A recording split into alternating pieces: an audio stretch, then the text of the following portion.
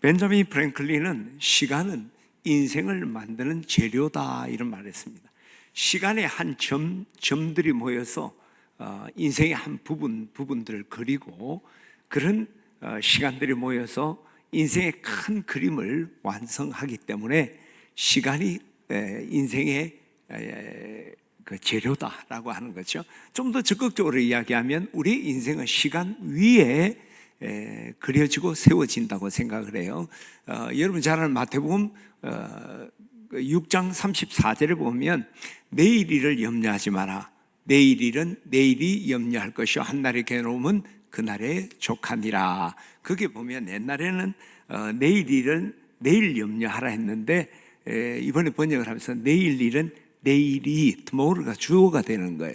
그러니까 시간이 우리 인생을 주관한다는 거예요. 시간이 아무리 위대한 인생이라 할지라도, 아무리 위대한 사명을 가졌다 하더라도 시간이 끝나면 우리의 인생도 사명도 끝나게 되는 것이죠. 그래서 그 마스카사키 순도라는 분은 시간은 곧 인생이다 하고 더 이렇게 분명하게 표현을 하죠. 시간은 인생의 재료이다. 또 시간 위에 인생이 있다. 더 나아가서 마스카사키 순도는 시간이 곧 인생이다. 그래서 우리 인생에 있어서 시간은 정말 중요한 거죠. 시간이 곧 인생이라고 말할 만큼 중요하다는 거예요. 근데 시간의 특성을 좀 이해를 해야 됩니다. 시간의 첫 번째 특성은, 시간은 우리 각자에게 주어진 시간의 양은 정해져 있다는 거예요. 하루 24시간, 25시간을 사는 사람도 없고, 또 각자에게 주어진 수명, 각자에게 주어진 인생의 시간은 늘릴 수도 없고 빌려올 수도 없고 정해져 있다는 사실을 기억해야 합니다. 두 번째 우리가 기억해야 될 것은 인생의 시간은 멈추지 않고 계속 흘러간다 하는 것이죠. 이 시간은 우리가 멈추게 할 수도 없고 되돌릴 수도 없어요. 나무를 우리가 톱으로 켤 수 있지만 톱밥을 켤 수 없는 것처럼 인생은 결코 되돌릴 수가 없다. 세 번째 기억해야 될 것은 우리에게 주어진 인생의 시간이 그렇게 길지 않다, 넉넉하지 않다는 거예요. 벤자민 프랭클린은 사람들이 시간이 충분하다고 생각하지만 언젠가는 시간이 부족하다는 걸 절실히 느낄 것이다 라고 말을 했습니다. 우리가 그냥 어떤 생각하면 시간에 여유가 있는 것 같은데 나중에 살아보면 시간이 참 부족하다, 짧다는 걸 느낀다는 것이죠. 장미꽃이 아름답게 피는데 그 장미가 가장 아름다움의 절정을 이루는 건 단 5분이라고 그래요. 그 5분이 지나면 점점 장미는 시들어가는 거죠. 우리 인생도 마찬가지입니다. 아름답고 건강하고 강건한 인생이 있는 것 같지만 그것은 사실은 굉장히 짧은 순간에 불과하다는 거예요. 그 이후에는 우리의 건강하고 아름다운 우리의 모습들이 점점 시들어 가게 되는 거죠. 그 시편 39편 5절에 보게 되면 주께서 나의 날을 한 뼘 길이만큼 되게 하시며 나의 일생이 주의 앞에는 없는 것 같사오니 사람이 그가 든든히 서 있는 때도 실로 허사뿐이다 라고 이야기해요. 우리가 대단히 잘났다고 생각하는 그 순간도 사실은 굉장히 허무한 짧은 순간에 불과하고 우리의 인생이 한 뼘 길이밖에 되지 않는 짧은 시간이다 하는 걸 우리가 기억해야 되죠. 따라서 우리가 이 소중한 시간이 양이 정해져 있고 이 시간은 흘러가서 멈출 수 없고 되돌이킬 수 없을 뿐만 아니라 짧기 때문에 우리에게 주어진 시간을 1분 1초라도 결코 헛되이 흘려보내서는 안 된다라는 것을 우리가 기억해야 합니다. 특히 우리 그리스도인들은 우리에게 하나님 주신 이 시간을 결코 헛되이 흘려보내서는 안 됩니다. 왜냐하면 우리의 이 시간표를 만드신 이는 하나님이에요. 그런데 그 하나님께서 내가 태어나고 내가 이 땅을 떠나기 위해서 하나님 나를 부르시는 거예요. 소천이라고 그러잖아요. 내가 태어나고 죽기까지 시간을 우리에게 맡기셨어요. 그래서 우리는 하나님이 주신 시간의 청직이기 때문에 이 시간을 헛되이 해서는 결코 안 되는 것이죠. 그리고 하나님은 그 시간을 주실 뿐만 아니라 그 시간 위에서 감당할 사명을 감당할 사명을 우리에게 주셨습니다. 그래서 하나님 우리에게 주신 시간을 우리가 헛되이 하는 것은 하나님 주의 시간과 사명을 우리가 걷어차버리는 망령된 일을 범하는 것과 같다는 거예요. 그 영국 격언에 보게 되면 시간을 낭비하는 것보다 더 큰 죄는 없다라고 이야기하는. 왜냐 하나님 주신 시간을 그 사명을 헛되이 하게 하는 것이 시간을 헛되이 하는 거니까. 그래서 우리가 시간을 낭비한다 할 때 킬타임이라고 그래요. 킬타임. 이 킬타임이라는 건 시간을 죽인다 뭐 이런 거겠죠. 근데 그것이 내 인생만 죽이는 것이 아니라 내 사명도 죽이고 나의 그냥 시간만 죽이는 게 아니라 나의 인생도 사명도 다 죽이는 것. 그것은 하나님께 망령된 일이라는 걸 우리가 기억해야 돼요. 특별히 오늘 본문에 보게 되면 세월을 아끼라 때가 악하니라 라고 말씀을 해요. 세월을 아끼라 때가 악하니라. 그럼 악하다는 게 뭘까? 또한 오늘 우리 성경에 보게 되면 사탄은 우는 사자같이 두리다니며 삼킬 자를 찾는다고 그랬어요. 삼킬 자, 그 인격이기도 하지만 어떤 걸 찾을까? 여러분 기억해야 합니다. 오늘 우리가 이 시간 위에 우리의 사명이 주어졌기 때문에 우리가 시간을 헛되이 한다는 것은 사명을 걷어차는 거예요. 그래서 사탄은 지금도 우는 사자같이 두루다니며 삼킬 자를 찾는데 우리의 시간을 빼앗기에 대해서 혈안이 되어 있다는 거예요. 시간만 빼앗으면 우리의 영성도 우리의 사명도 송두리째 빼앗기고 빼앗을 수가 있기 때문에 그 시간을 빼앗으려고 하는 거예요. 세월을 아끼라 때가 악하니라. 오늘 본문의 말씀도 악하다는 것, 심판때가 가까워왔다는 의미도 되지만 이것은 사탄이 우리의 시간을 빼앗기 위해서 혈안이 된 악한 시대라는 거죠. 그래서 우리가 이 시간이 사탄에게 빼앗기지 않으려고 우리는 노력해야 된다. 적극적으로 말하면 우리는 시간을 잘 관리해야 된다. 왜냐하면 자칫 잘못하면 우리가 영성을 빼앗기 위해서 사탄이 나에게 도전하듯이 미혹하듯이 그 영성을 깔고 있는 그 시간 위에 나의 영성도 있고 사명도 있으니까 시간을 빼앗으려고 사탄은 우리에게 도전한다는 것이죠. 따라서 그것을 경계할 뿐만 아니라 시간을 잘 관리하는 게 중요하다고 생각해요. 그래서 저는 이 시간을 관리하는 것은 영적 전투라고 생각합니다. 따라 한번 할까요? 시간 관리는 영적 전투다. 시간 빼앗기면 영성도 사명도 다 빼앗기니까 시간을 관리하는 건 영성 관리와 똑같다는 거예요. 저는 오늘 우리 교회들이 그렇기 때문에 우리가 썩어져가는 구습을 버리고 이제 의와 진리의 거룩함으로 지원받은 새 사람을 입으려면 시간 관리를 잘해야 돼요. 시간 관리가 안 되고 우리가 새 사람을 입을 수가 없죠. 그래서 오늘 설교 제목을 새 사람의 시간, 오늘 우리가 시간 관리에 다시 한번 도전하는 우리 교우들 되시기를 주의 이름으로 축원합니다. 그럼 우리가 이 시간 관리를 잘 하려면 어떻게 해야 될까? 오늘 우리 본문의 16절을 보게 되면 세월을 아끼라 때가 악하니라. 세월을 아끼라고 해요. 이 세월을 아끼라 할 때, 이 아끼라는 단어는 엑사고라조 라는 단어를 써요. 엑사고라조. 이것은 속량하다, 또 다 사들이다 이런 뜻이에요. 세월을 아끼라. 세월을 사서 사들여라. 더 정확하게 말하면 세월을 헛된 데 낭비하지 말고 그것을 사서 선용하라. 우리가 시간을 아낀다 할 때 내게 다가오는 그 시간을 우리가 선용하는 것만이 아니라 시간을 찾아야 된다는 거예요. 내가 헛되이 흩어져 있는 시간들을 우리가 대가를 지불해서 그 시간들을 다 모아서 그것을 거룩하게 사용해야 된다. 뭐 쉽게 얘기하면 최선을 다하라 그렇게 말할 수 있죠. 내 일생, 1년, 한 달, 하루, 그리고 그 순간순간을 귀하게 여기고 그 순간순간에 최선을 다하는 것이 바로 세월을 아끼는 것이다 생각합니다. 저는 오늘 우리 지내집 내 교우들이 이제 우리가 정말 새 사람을 입으려면 시간 관리가 변해야 되는데 그러기 위해서 여러분들이 정말 이 하나님께서 우리에게 주어진 시간 그 순간순간에 최선을 다하는 우리 교우들 되시기를 주의 이름으로 축원합니다. 그러면 우리가 최선을 다해서 우리가 시간을 사용하려면 어떻게 해야 될까? 오늘 한 가지만 말씀드리려고 그래요. 우선순위를 분명히 하는 거예요. 우선순위. 그리고 그 순서에 따라서 시간을 사용하면 우리가 시간을 아낄 수가 있는 거죠. 또 최선의 삶을 살 수가 있다고 생각해요. 바둑은 수순이다 이런 말이 있잖아요. 바둑은 이게 어떤 순서에 따라 바둑을 두느냐에 따라 승패가 결정난다 뭐 우리가 바둑이야 뭐 알겠습니까? 오목 하나를 보더라도 순서 잘못하면 5수를 다 두는데 순서에 따라 승패가 좌우되는 거죠. 일도 마찬가지입니다. 우리 인생 또 일도 마찬가지예요. 우리가 어떤 순서로 이 일을 해내느냐에 따라 그 일을 효과적으로 하고 또 시간도 절약할 수 있죠.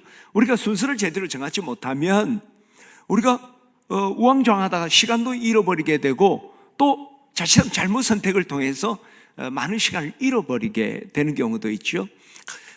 찰스 갑자기 이름이 생각이 안 났습니다. 찰스 메리라는 분이 이런 말을 했어요. 우리 인생에 만나는 수많은 딜레마들, 뭐 그 딜레마라 할 수도 있고 장애물도 있고 뭐 여러 가지 문제들, 그것은 시간이나 물질의 부족함에서 오는 것이 아니라 우선순위를 잘못 선택했기 때문이라는 거죠. 우리 인생의 수많은 문제들은, 장애물들은 사실은 우선순위를 잘못해, 시간이 부족하고 돈이 없어서가 아니라 우선순위를 잘못 정했기 때문이라는 거죠. 그래서 우리가 이 순서를 잘못할 때는, 그러나 우리가 우선순위를 분명히 정하면 일을 효과적으로 하죠. 그걸 차근차근 일을 처리함으로써 효과적으로 하고, 그리고 시간도 전략을 하게 되는 거죠. 보킨이라는 분이, 제임스 보킨이라는 분이 15대 4라는 15대 4 법칙에 대해서 말했어요. 여러분 인생에 참 좋은 도움이 될 것 같아요. 15대 4 법칙. 이거 뭐냐면은 하루를 살아가는데, 하루를 시작할 때 15분 동안 오늘 하루에 할 일들의 우선순위를 정하라는 거죠. 그리고 그 우선순위를 정해서 이 하루 업무를 조직하고 하루를 살면요, 하루를 마칠 때 4시간을 번다는 거예요. 야, 기가 막히잖아요. 하루에 4시간이라는 게 어마어마한 시간 아니에요? 근데 하루의 일의 우선순위만 잘 정하고 15분 동안 좀 신경 써서 순위만 정하면 4시간이라는 시간을 벌 수가 있다 하는 거예요. 이 우선순위가 얼마나 중요한가를 우리에게 말해주는 거죠. 미국의 그 강철 왕때 안데르 카네기가 한번 큰 파티를 열어서 그때 특별히 그 관리 분야 이런 것에 아주 전문가인 테일러라는 사람이, 프레드릭 테일러라는 사람에게 한 가지 질문합니다. 나에게 정말 가치 있는 가르침, 교훈을 하나만 주면 당장 $10,000를 주겠다. 우리나라 돈 한 1,100만 원 바로 주겠다는 거예요. 그때 테일러가 주저하지 않고 이야기를 해요. 카네기 회장님이죠. 카네기 회장님이 중요한 일을 10가지를 순서대로 기록하십시오. 그리고 그 1번부터 시작하십시오. 우선순위 정해라는 거죠. 그러면 인생이 갇히고 축복된다는 것이죠. 저는 우리 진해침례 교우들이 여러분 정말 축복된 인생, 또한 여러분이 하나님이 주신 시간의 청지기로 승리의 삶을 살려고 한다면 여러분의 시간의 우선순위를 분명하게 정하게 되기를 주의 이름으로 축원합니다. 특히 여러분 이 신앙적인 측면에서도 신앙은 사실은 2개의 단어로 요약할 수 있습니다. 우리 신앙이 선택과 우선순위예요. 진리와 거짓은 선택입니다. 헷갈릴 거 없어요. 그러나 대다수의 문제는 선택은 그렇게 어려운 문제예요. 우선순위에서 다 물러져. 먼저 그의 나라를 구하라. 아비라 의미를 나보다 더 사랑하는 그 내 외에 합당치 않다. 성경의 수많은 우리 신앙의 덕목들은 우선순위에 대해서 이야기를 하는 거예요. 저는 오늘 우리가 이 예배 후에 여러분 우선순위가 분명하게 정해지게 되기를 주의 이름으로 축원합니다. 근데 많은 분들이 우선순위의 중요성을 알고 있는데 문제는 막상 우선순위를 정하려면 정하지는 못해요. 그게 우물쭈물하다가 일이 닥치면 즉흥적으로 하고 잘못된 우선순위에 따라서 일을 거르치고 실패하는 경우가 참 많이 있다는 거예요. 왜 그럴까요? 우선순위 중요한 거 다 알잖아요. 근데 막상 우선순위를 정해라면 못하는 거예요. 주저하는 거예요. 가장 중요한 것은 우리가 이 우선순위에 대한 분명한 기준을 갖고 있지 않다는 거예요. 내가 우선순위에 대한 분명한 기준을 갖고 있다면 그 기준에 따라 어떤 경우에든 어떤 일을 하든지 그 우선순위 기준에 따라서 1번, 2번, 3번 나누고 거기에 따라 일을 하면 되는데 문제는 무엇을 먼저 해야 될지 후회해야 될지를 모르고 있다는 거죠. 정확하게 정하지 못하는 거예요. 저는 오늘 우리 교우들이 여러분 정말 우선순위가 분명하려면 여러분 우선순위의 기준을 여러분 분명히 갖게 되기를 축원합니다. 그러면 이 우선순위의 기준을 설정하려면 어떻게 해야 될까? 제가 여러분에게 조금 도움이 될 수 있는, 제가 책을 읽고 이야기하는 거예요. 뭐 내가 막 생각해내는 건 아니고, 우선순위를 정하려면 여러분 네 가지. 세상치, 지난주도 있잖아요. 세상 지식을 통해서 또 우리가 성경을 잘 알 수가 있어요. 그러니까 이게 또 영적으로 도움이 돼요. 자, 네 가지를 정해야 돼요. 일을 네 가지로 구분을 해야 됩니다. 첫 번째는 일을, 그 본질적인 일, 미래를 준비하는 일, 그 다음에 단발성, 일회성의 일, 그리고 보조적인 일, 그것을 이렇게 세 개로 만들고, 그 다음에 또 생각해야 될 것은 이 일의 중요성과 긴박성이에요. 가치를 이야기하는 거죠. 이게 정말 가치 있는 일이냐? 그리고 이 일이 긴급한 일은 뭐 빠르다 늦다 보다 시간 제한이 있느냐는 거예요. 무엇인데 시간 제한이 있는 건 좀 긴급한 거고, 시간 제한이 없는 것은 덜 긴급하겠죠. 그것을 통해서 이제 평가를 하는데, 먼저 우리가 구체적인 내용 보면 이 본질적인 일이라는 것은 자기의 본업, 그 다음에 주요 과제 등을 말하는 거죠. 그러니까 이것은 굉장히 가치 있는 일이죠. 뿐만 아니라 이것은 보통 이 단위별로 우리가 일을 하게 되기 때문에 시간이 제한되어 있는 거예요. 그러니까 이것은 긴급하고 중요한 일이죠. 굉장히 중요하지. 이 일을 하는 데의 키워드, 중요한 키워드는, 핵심은 몰입이에요. 몰입. 그러니까 본질적인 일을 할 때 우리는 최대한 몰입해서 시간당 생산성과 성과를 창출해내는 거죠. 두 번째, 미래를 준비하기 위한 일이죠. 이것은 당장 성과를 얻지 못하지만 개인이나 공동체의 미래를 위해서 현재에 시행해야만 하는 일들을 이야기하죠. 예를 들면 자기의 능력을, 잠재 능력을 개발하는 일, 다음 세대를 준비시키는 일, 그죠? 미래를 위해서 긴급하진 않지만 이건 다음 세대를 위해서 준비해야 되는 정말 중요한, 그러니까 시간 제한은 없지만 중요한 일이에요.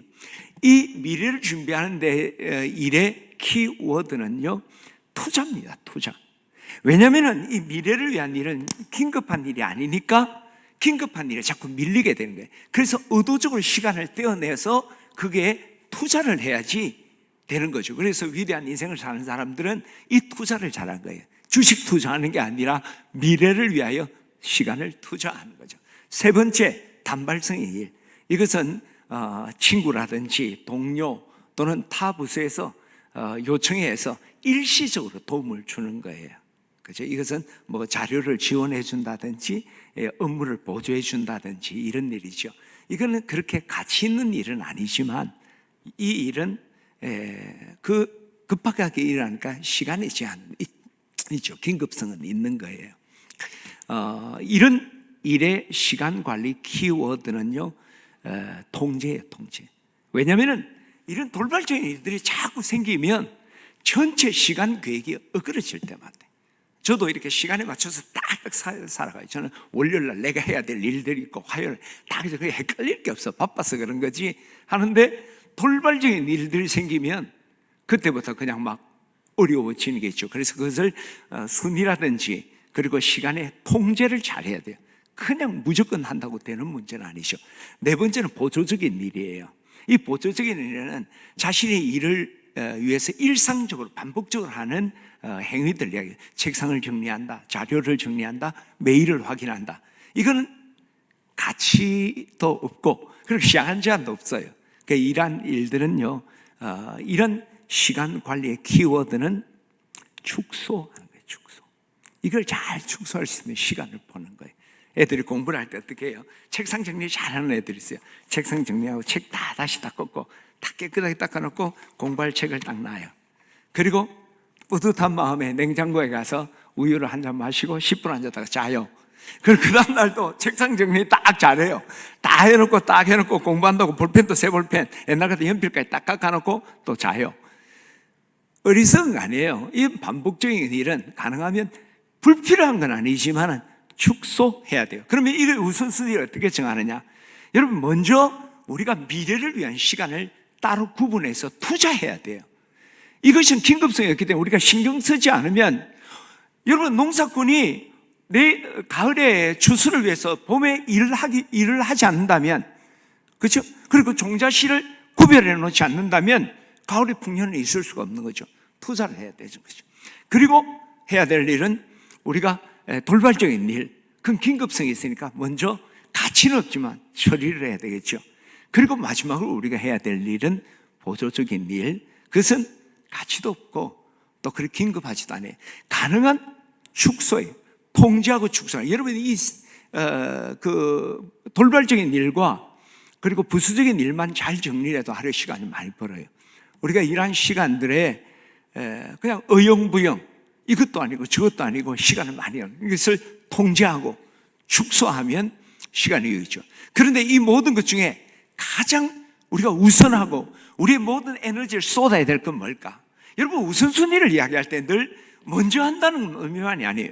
우선순위는 먼저 하는 것만이 아니라 최고의 에너지를 거기에 집중한다는 의미가 같이 들어가 있는 거예요.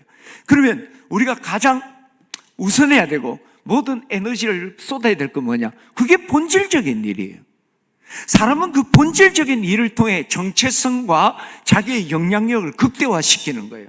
영향력 있는 사람, 전문가가 누굽니까? 자기의 정체성과 관련된 일에 자기가 우선순위를 부여하고 그게 에너지를 집중하면 전문가 되는 거죠. 의사들은 의료행위, 의학적인 일에 그것을 우선, 시간에 우선을 주고 모든 것에 집중하는 거죠. 목사는 목사로서 해야 될 그 본업에 에너지를 쏟고 우선순위를 두면 좋은 목사 되는 거죠. 그런데 목사가 뭐 착한 일도 많이 하고 많이 하는데 본업이 아니라 다른 것에 에너지를 쏘면 사람 좋네 이야기는 되지만은 훌륭한 목사다, 영향력 있는 목사다라고는 말할 수가 없는 거죠. 저는 오늘 여러분들이 본질적인 일, 거기에 여러분 시간의 우선권을 주고 그리고 모든 역량을 거기에 집중하게 되기를 주의 이름으로 축원합니다. 할렐루야. 그러면 의와 진리 거룩함으로 지원받은 세 사람이 본질적인 업무는 뭘까? 우리가 이 세 사람이 본질적으로 해야 될 그 일, 가장 중요한 일은 뭘까? 17절에 소개하고 있죠. 같이 한번 읽어볼까요? 17절 시작. 그러므로 어리석은 자가 되지 말고 오직 주의 뜻이 무엇인가 이해하라. 쉽게 이야기하면 어리석게 살 게 아니라 정말 지혜롭게 산다면 너희 본질적으로 정말 너희의 시간과 역량을 집중해야 될 것은 하나님의 뜻을 찾고 그 뜻에 순종하라. 이것이 가장 본질적인 거라는 거예요. 할렐루야. 조지 트레이시라는 분이 우리 인생의 가장 위대한 지식이 뭐냐? 그것은 하나님의 뜻을 하는 것이다. 우리 인생의 가장 위대한 업적은 무엇이냐? 그것은 하나님의 뜻을 행하는 것이다. 그리고 우리 신앙인들 데오 볼렌테, 가드 윌링이라고 할지 데오 볼렌테, 주님의 뜻이라면 나는 그것을 닦고 주님의 뜻이라면 내 생명까지라도 간다. 바울이 3차 전도회 후에 예루살렘 가려고 할 때 예루살렘에서 그를 박해하고 그를 죽이고자 하는 사람들이 기다리고 있었어요. 그래 다 가지 말라고 만류할 때 바울이 말하는 주 예수께 받은 사명 곧 하나님의 은혜의 복음을 전하는 일을 마치려 하면은 나의 생명을 조금도 귀한 것으로 여기지 아니하노라. 할렐루야. 진정한 그리스도인들은 주의 뜻을 찾고 그것을 위해서 나의 모든 에너지와 나의 모든 시간을 투자하는 것이 바로 그것이 의와 진리의 거룩함으로 지원받은 세 사람, 참 그리스도인이라고 생각을 합니다. 저는 오늘 우리 시내 집내교우들이 우리가 정말 세 사람의 시간, 우리가 정말 하나님이 주신 시간의 청지기로 최선을 다해 시간을 사용하려 한다면 여러분의 시간의 우선순위를 정하는데 그 첫 자리에 주님의 뜻을 찾고 그 주님의 뜻에 순종하는 우리 교우들 되시기를 주의 이름으로 축원합니다. 그러면 우리가 이 주님의 뜻을 알아야지 순종을 할 텐데 주님의 뜻을 어떻게 할 것인가? 주님의 뜻을 어떻게 찾을 것인가? 자, 여러분 오늘 우리가 기억해야 될 중요한 사실은요, 우리가 주님의 뜻을 찾는다지만 정확하게 말하면 우리는 주님의 뜻을 찾지도 않고 찾을 수가 없어요. 기독교의 신앙은 우리가 주님을 찾고 또 주님의 뜻을 찾는 게 아니라 주님이 찾아오셨고 주님이 우리에게 그의 뜻을 말씀해 주신 거예요. 이게 기독교와 타 종교의 근본적인 차이예요. 뭐 다원론 뭐 이런저런 이야기 하는데 근본적인 차이는 세상은 내가 도를 득하는 거예요. 내가 구원을 획득하는 거예요. 기독교는 우리의 힘으로 할 수 없다. 절대 불가항력적인 우리 존재이기 때문에 하나님께서 찾아오시고 하나님께서 그 아들 예수를 주셨고 하나님께서 우리에게 말씀을 주신 거예요. 우리 주신 예수님을 영접한 거예요. 주신 말씀에 우리 믿음으로 받고 순종하는 거예요. 할렐루야. 그러면 우리가 하나님의 뜻을 찾으려면 다른 것보다 하나님의 말씀을 우리가 듣는 거예요.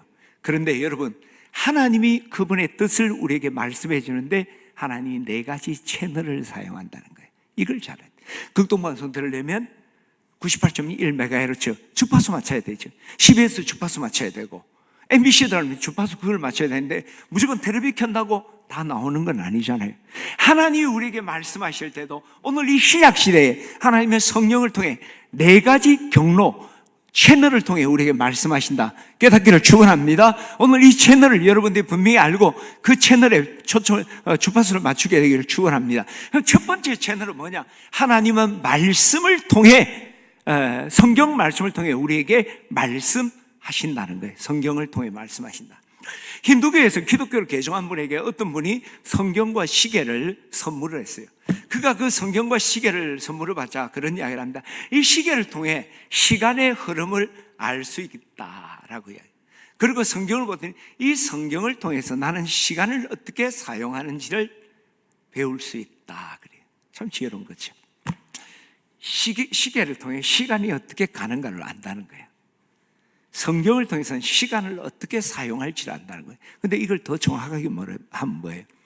시간 후에 주님의 뜻이 있고 시간 후에 그 주님의 뜻을 우리가 수행하잖아요. 그래서 이 성경을 통해서 시간 위에서 주님의 뜻이 무엇인지 그것을 어떻게 수행했는지 성경을 통해 알게 된다. 여러분, 오늘 우리가 이 기독교의 신은 이거 뭐 제가 하는 이야기가 아니고 성경은 시종일관 우리에게 말씀하는 게 하나님 말씀을 통해 이 성경 말씀을 통해서 하나님은 말씀하신다.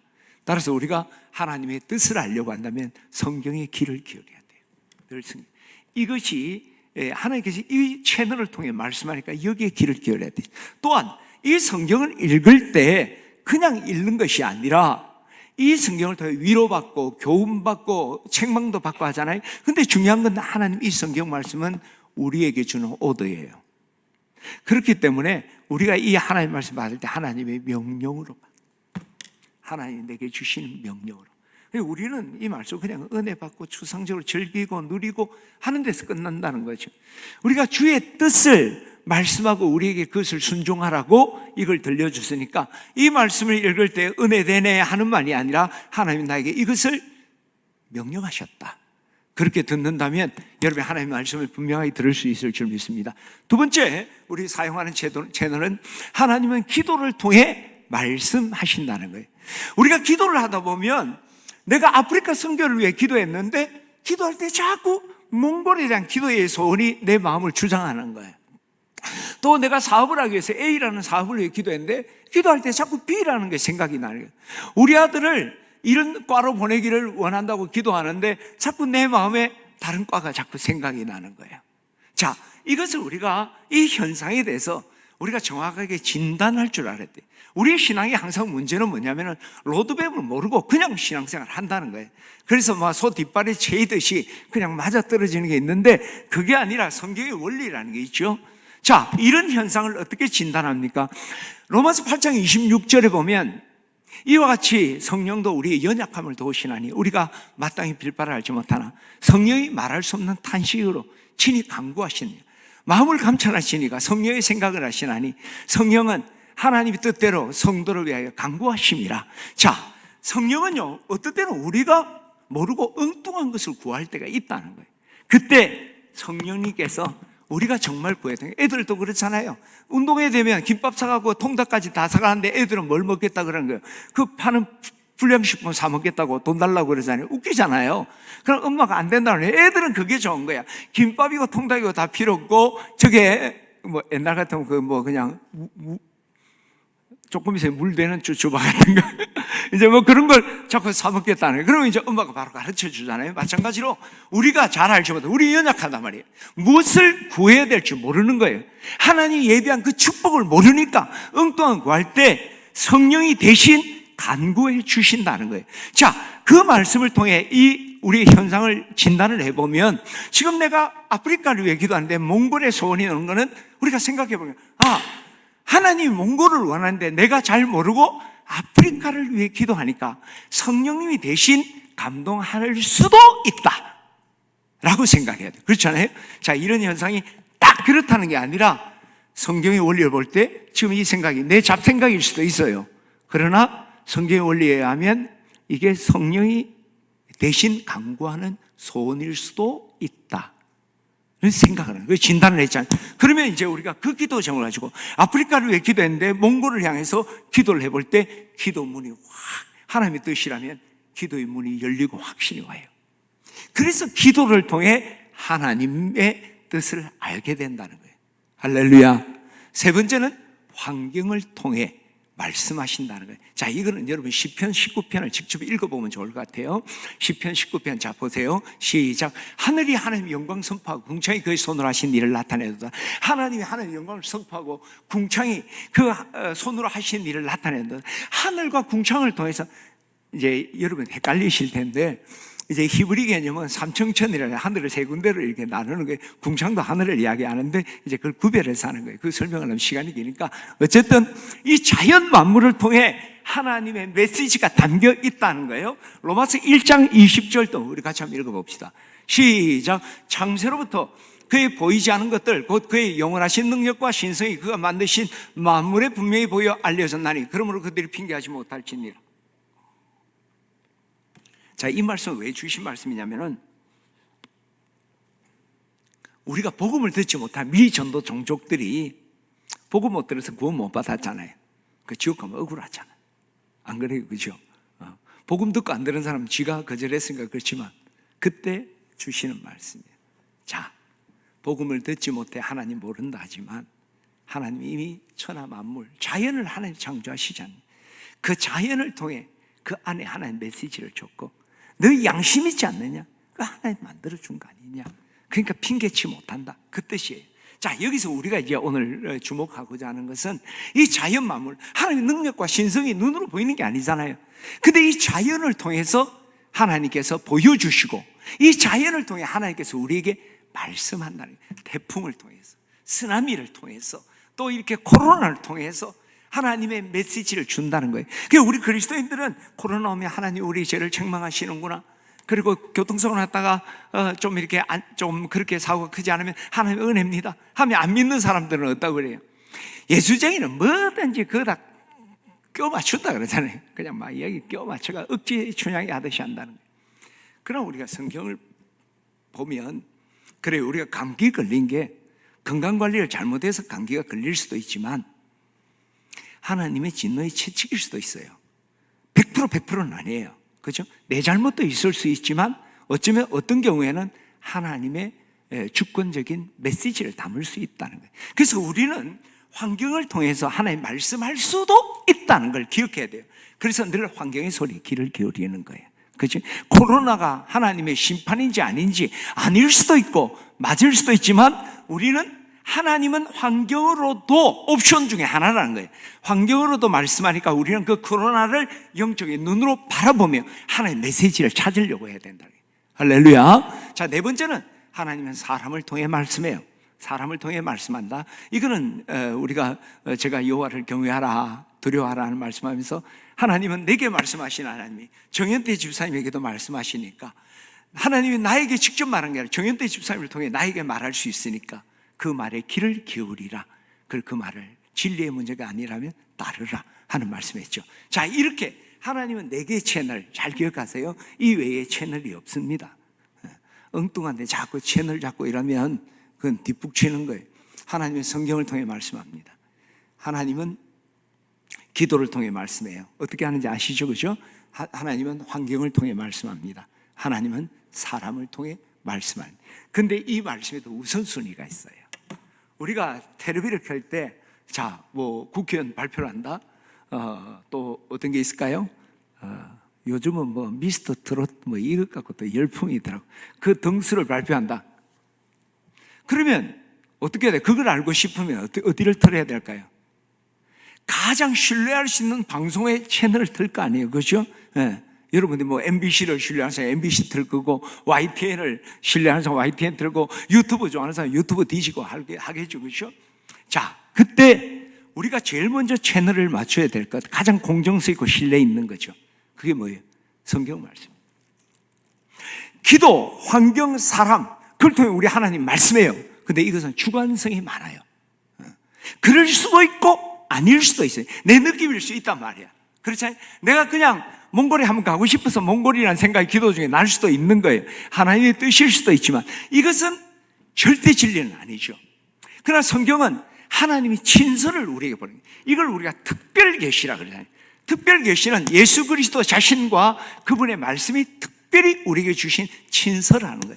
이것은 절대 모호하고 불변하고 통시대적이란 과거, 현재, 미래를 관통하는 변하지 않는 진리, 이것이 항상 베이스가 되어야 되는 거예요. 예.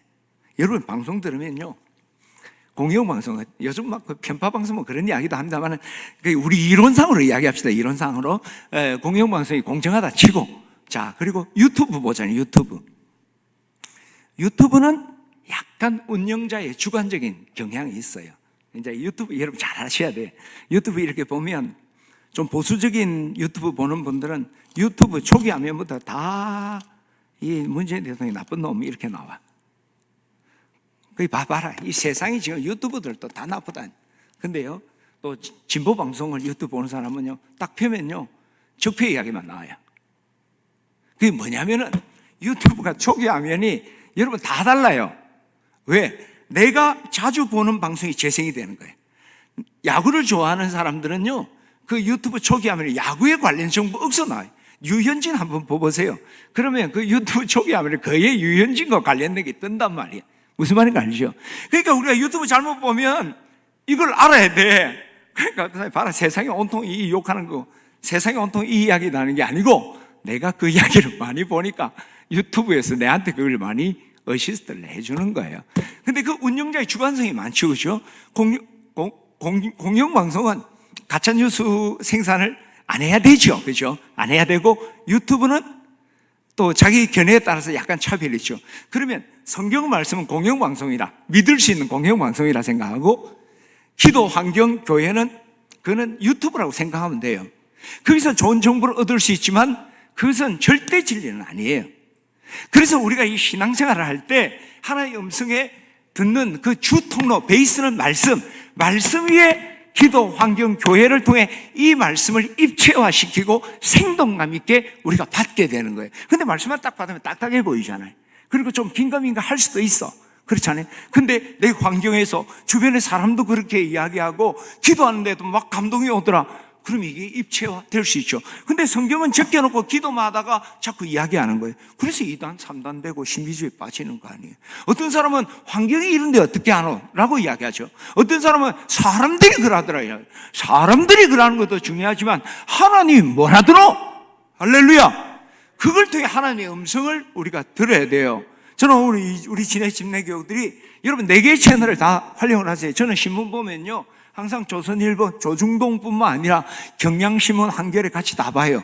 내 사고가 치우치지 않도록. 한쪽 보면 저 다 나쁜 놈이고 한쪽 보면 다 좋은 놈이고 뭐 그렇게 하니까 내가 나는데 왜 내가 휘둘려? 그렇죠? 내가 바보도 아니고 내가 내 나이가 몇 살인데 내가 휘둘리고 살 수는 없지. 내가 분석하고 내가 선택하고 가요. 목사님 진보입니까? 보수입니까? 하나님파다. 난 성경파다. 내가 왜 진보 잘했으면 진보 잘했다, 보수 잘했으면 보수 잘했다 하면 되지. 왜 내가 그 진영 논리에 내가 빠져요? 나는 그런 유치하고 저급한 인생 살질 않겠다. 뭐 이제 그런 주제. 어쨌든 그 균형을 여러분 잘 맞춰야 4개의 채널. 근데 더 중요한 게 있어요. 옛날에 이제 우리 어릴 때로 좀 돌아가 봅시다. 지금 사람들은 잘 이해, 우리 수경자면 잘 이해가 안 될 거야. 이해하려고 노력을 해요.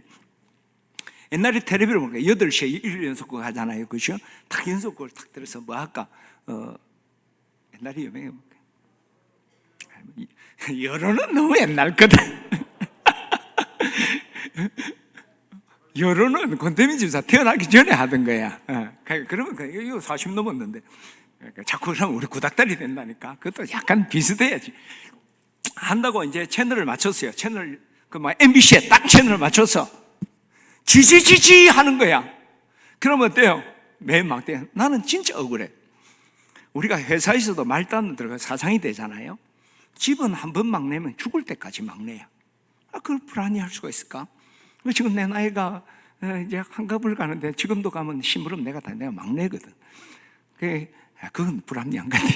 그러면 이제 하다가 안 받는 거야. 야! 문 열어! 옥상 올라가 안테나 잡아라! 안테나. 그러면 옛날에 핸드폰이 없잖아. 지금 같은 핸드폰으로 오른쪽, 왼쪽 하면 되는데 그때는 야! 문 열어! 왼쪽으로 하면 해버리네. 됐다! 근데 딱 놓으면 안 잡히는 이게 왜냐? 사람이 전파를 잡고 있는 거야. 그럼 텔레비 끝날 때까지 그걸 잡고 있어야 돼. 맞잖아요. 이거 알면 우리가 그런 시대를 살았다니까. 요즘 잘 산다고 이게 우리가 감사한 마음 없으면 안 돼. 내가 어릴 때마다 우리 집에만 텔레비 있었다니까. 텔레비 그러면 다 동네 사람 다 와서 보고 그랬잖아. 그러니까 고마워해야 돼. 어쨌든 우리가 이 채널을 맞추는 것도 중요하지만 안테나를 바로 세워야 돼. 안테나. 그래야지 하나님의 음성을 듣는 거예요. 이 안테나를 바로 세우는 게 뭡니까? 하나님과 친밀한 관계예요. 여러분, 이 하나님의 음성 듣기 위해서 이런 방법 저런 방법도 중요하지만 진짜 중요한 것은 하나님과 나와의 친밀한 관계가 맺어지는 게 중요해요. 그래서 우리가 신앙에 있어서 정말 중요하고 하나님의 뜻을 아는데 진짜 중요한 건 방법이 아니라 하나님과 친밀한 관계예요. 우리 부부 관계도요. 우리 집사람 저하고 연애를 오래 했기 때문에 탁 보면 알아. 우리 집사람은 내가 무슨 생각하고 뭘 말하려면 이 말 할라지 딱 그래. 그 도사예요. 근데 그거보다 내가 참 신실한 사람 같아. 거짓 없는 사람. 다 아는 거야. 다. 친구도 친하면 어때요? 탁 보면 술 한잔 먹자고. 어떻게 하는데? 딱 보면 모를까? 하잖아요. 그죠? 마찬가지로 우리가 이 하나님의 뜻을 아는데도 하나님과 친밀한 관계가 맺어지면 하나님의 뜻이 성경 말씀을 들을 때 쉽게 우리가 이해가 되는 거예요. 깨달아진단 말이에요. 그러나 여러분 어떨 때는 성경을 그렇게 외우고 들고 파는데 깨달아지지 않고 은혜도 안 되고 너무너무 힘든 거예요. 어떨 때 설교를 쭉 한데 두루뭉실 들었는데도 막 은혜가 되고 막 도전되고 어떨 때는 설교를 듣는데 막 안 들리는 거예요. 물론 목사 잘못도 많죠. 어떤 사람이 설교를 하는 목사님 설교하는데 졸고 있는 거예요. 아이고 고춧가루 딱 뿌렸으면 좋겠다. 그 이야기를 했어요. 근데 졸던 사람이 그걸 들었어. 그래서 목사님 내한테도 고춧가루 뿌리지 말고 목사님 설교에 고춧가루 좀 뿌리세요. 설교도 간이 맞아야 먹지. 재웠다는 거지. 그지? 그런 우리가 말씀하게 이게 어디에서 문제냐면 하나님과 나와의 바른 관계가 맺지 않으면 말은 알아들을 수 있어요. 근데 감동해야 돼. 자꾸 받치는 거예요. 사람 이야기도 마찬가지잖아요. 관계 안 좋으면 자꾸 받치잖아요. 말귀를 못 알아듣는 것보다.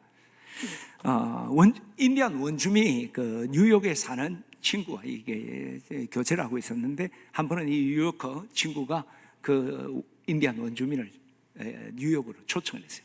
그리고 한 번 이제 뉴욕을 구경시키기 위해서 뉴욕 맨하탄을 길을 이렇게 같이 걸어가면서 소개하는 거예요. 근데 이 인디언 친구가 어디서 귀뚜라미 소리가 들린다는 거예요. 그러니까 이 뉴요커 친구가 야! 이 맨하탄 이 거리에 무슨 이 도시 번화가에 귀뚜라미가 있노? 그리고 이 소음이 많은데 어떻게 귀뚜라미 소리가 들리노?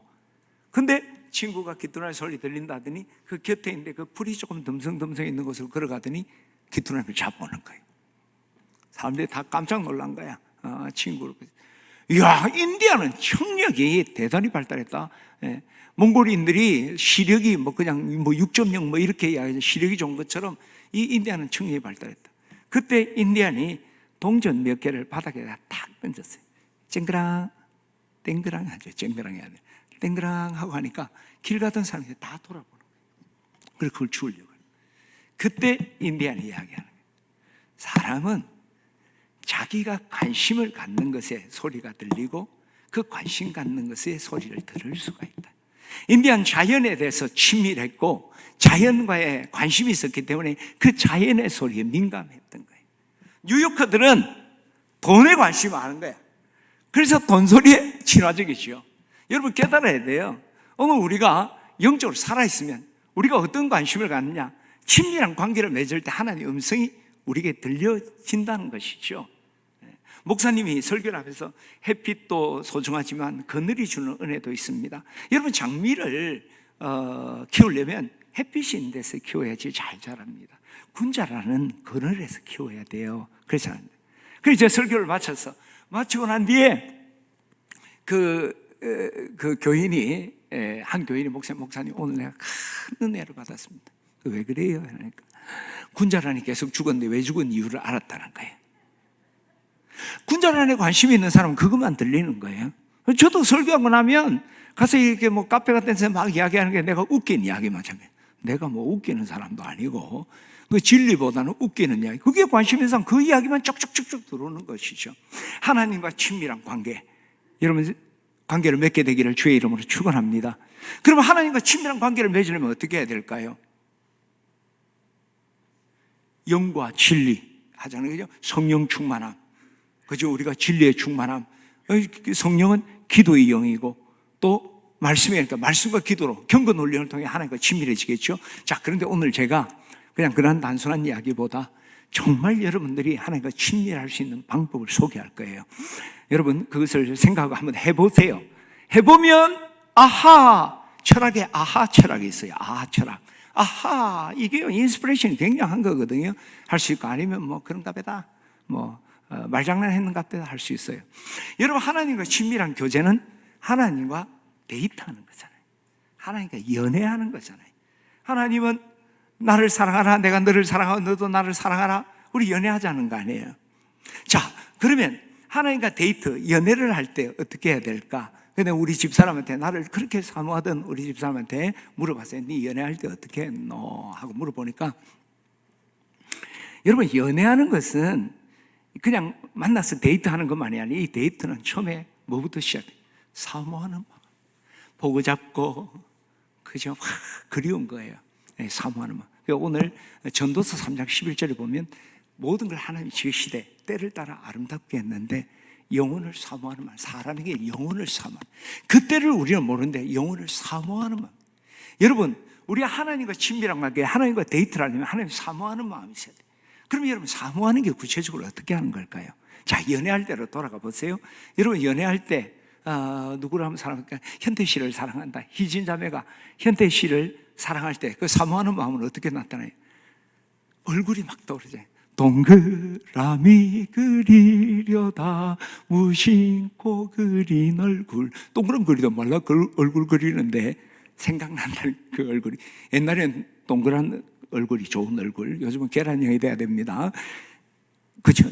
동그라미 그리다가 우연히 그려진, 생각난다. 그리고 그가 내게 해줬던 말들, 사랑한다, 잘났다, 예쁘다, 그리고 너는 결혼하면 내가 당신 손에 물을 안 묻힌다. 그래서 고무장갑 하나 딱 사주는 거 아니에요? 그렇지? 물 안 묻히지. 우리 집 사람들 절대 물 안 묻힙니다. 내가 손에 물 묻히지. 고무장갑 꼭 끼더라고. 자, 그전에 그런 이야기들을 막 미러들을, 그의 편지들, 그게 사모하는 거예요. 우리가 하나님을 사모할 때도 그분의 얼굴이 자꾸 떠올라야 돼. 그리고 그분이 내게 들려줬던 말씀들, 그리고 그분의 약속들이 가슴을 차고, 이게 연애의 초기 단계예요. 전 단계예요. 중요한 거예요. 그럼 하나님은 영이잖아. 하나님 안 보이잖아. 그치? 수경자매의 얼굴이 내 눈에 쫙 보여야 되는데 하나님은 영이니까 안 보여. 여러분 하나님의 얼굴을 보는 법, 하나님의 성품을 생각하세요. 하나님은 인자하시다. 사랑의 주, 사랑의 주, 사랑의 주 할 때 하나님의 얼굴 안 떠오르면 정서적으로 상당히 문제가 있어요. 아주 인자하고 사랑스러운 하나님이 나를 환히 보는 모습이 보이죠. 그죠? 긍휼하심을 생각해. 하나님은 그 긍휼하심으로 우리의 죄를 덮어주시는 그 자비로운 그 얼굴이 쫙 보이게 돼요. 이게 내가 만든 이야기가 아니고 예레미야가요, 이스라엘 멸망을 예언을 했어요. 근데 망했어요. 근데 막상 그거 당해보니까 너무 힘들어. 그래서 통곡하며 비탄하면서 울며 주의 자비와 긍휼이 무궁하심으로 우리가 진멸되지 아니합니다. 그 힘들 때 하나님 성품을 생각한 거예요. 그 성품을 생각하니까 주의 자비와 긍휼이 무궁하심으로 우리가 진멸되지 않는, 이것이 아침마다 새로우니 그 아침마다 그 성품을 통해 내게 감동 줄 뿐아니 그 인자한 얼굴, 긍휼하신 얼굴이 내게 비칠 때, 야, 주의 성실이 크도소이다. 그래요, 인내하고 승리하겠습니다. 할렐루야. 우리가 주님의 성품을 생각할 때 그런 은혜를 누리는 거예요. 한번 해보세요. 그러니까 우리가 God is so good, God is so good, God is so good, He's so good to me. 영은 너무너무 쉽고 한 문장뿐이야. 한 문장도 아니야. 네 단어뿐이야. 그거 계속 반복하는 거예요. 하나님 참 좋다는 거예요. 좋으신 하나님, 그거 왜 똑같은 거예요? 좋으신 하나님 할 때 그 좋으신 하나님의 얼굴이 그저 다양한 모습으로 나에게 쫙 비춰주는데 그 찬송 부르면 내게 새로운 소망이 생기는 거예요. 너무너무 사랑스러운 얼굴, 그리고 그 음성이 내게 쟁쟁이 되네. 내가 너와 함께 할 것이다. 내가 너를 복주고 복주리라. 할렐루야. 그분을 사랑할 수밖에 없는 거예요. 이게 하나님을 사모하는 겁니다. 할렐루야. 연애에 적용하지 마세요. 연애를 영적으로 적용해야 돼요. 자, 그리고 이제 데이트하러 가야 되지. 사모하는 마음을 가지고 데이트 만나야 될 거 아니에요. 그 만남에 데이트 자리, 연애의 자리가 어딜까요? 그게 예배 자리잖아요. 하나님과 나와 만나서 데이트하는 게 예배예요. 하나님 말씀으로 나를 찾아오시고 나는 기도와 찬양과 예물을 통해 하나님께 감사하고 고백하고 내 형편을 알리고 하나님 형편이 어떤지 물어보고 대화가 시작되는. 따라합시다. 예배는 하나님과의 데이트다. 그 데이트하니까 기분이 딱 나빠지는 것처럼 막 그냥 갑자기 디크리센도로 따라합시다. 예배는 하나님과의, 이거 강조해야 돼요. 데이트다. 데이트하는 마음으로 스토크하는 사람 찾아가는 게 아니라 내가 그렇게 사모하던 동그라미 그리려다 그려본 그 하나님의 얼굴, 그 하나님 내게 속삭였던 미러들을 가슴에 품고 이 하나님과의 만남의 데이트의 자리에 나오는 거예요. 여러분, 데이트가 한 번, 두 번 되다가 결론은 뭐예요? 결혼을 하잖아요. 헤어지기 싫으니까 이제는 같이 살고 싶은 거예요. 그래서 이 예배를 우리가 하나님과 데이트인데 하나님의 혼인잔치라 그랬잖아요. 하나님과 나와의 데이트가 한 번, 두 번 되다가 천국 혼인잔치에 할렐루야 영광스럽게 들어가는 거예요. 할렐루야! 저는 오늘 우리 진해 침례 교우들이, 우리는 시간에 청지기들이 이 시간을, 청지기를 감당하는 최선을 다하는데 그것은 우선순위, 그 우선순위 첫 자리에는 하나님의 뜻을 찾고 그게 순종하는 거예요. 하나님의 뜻을 찾는 것은 성경, 기도, 환경, 교회를 통해 타는데 더 중요한 건 안테나를 바로 맞추라. 하나님과 친밀한 관계, 이 친밀한 관계를 우리가 이루기 위해서 늘 하나님의 사모하기를 축원합니다. 하나님의 성품을 묵상하고 하나님의 말씀을 회상하는 우리 교우들 되기를 주의 이름으로 축원합니다. 그리고 예배의 자리, 하나님과 만남의 자리, 하나님의 은혜의 자리, 하나님과 사랑의 교제의 자리로 힘있게 나와서 영과 진리로 예배하는 우리 교우들 되기를 주의 이름으로 축원합니다.